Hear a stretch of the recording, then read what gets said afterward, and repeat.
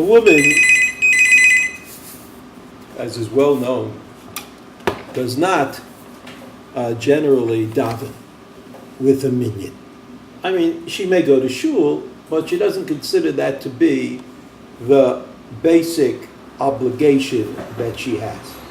In the Shulchan Aruch, this is mentioned first in Nun Hey, in Siman Nun Hey, which is called Dinei Kaddish, the laws of saying Kaddish.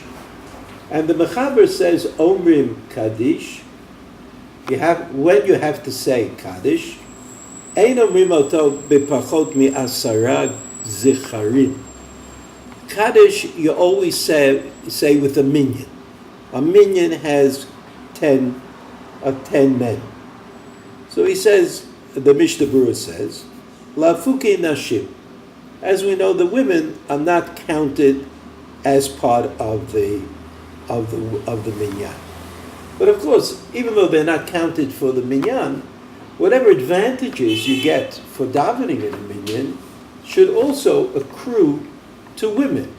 That is to say, if there's some advantage, right? It's a davar shebekdusha, to read the Torah, to say Shemona Esrei, whatever advantage there is to davening with a minyan should certainly accrue to women as well.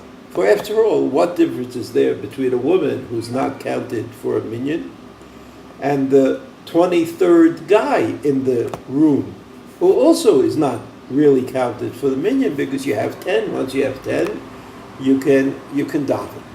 So that this is something which women, I think, used in order to vindicate the fact that, especially when they have small children or the other sorts of difficulties, that it's very difficult for both parents to go to shul in the morning, certainly, and even on Shabbat at the same time. And so they use this as a way of supporting davening at home for women. Generally, the men go to shul and the women stay home.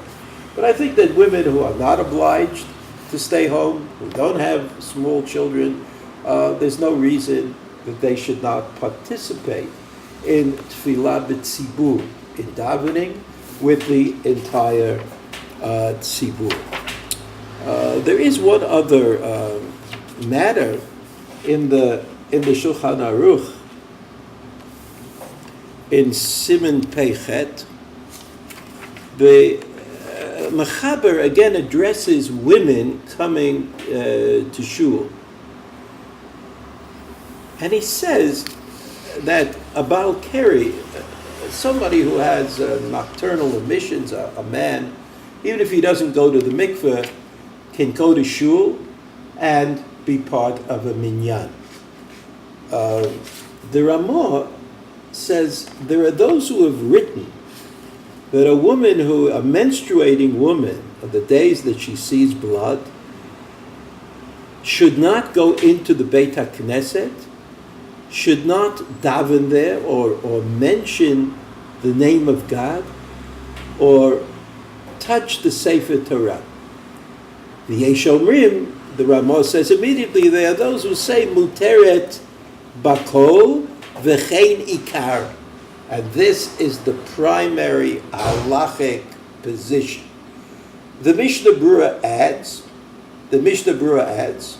Katav Rabbeinu Yerucham. Rabbeinu Yerucham was a Rishon.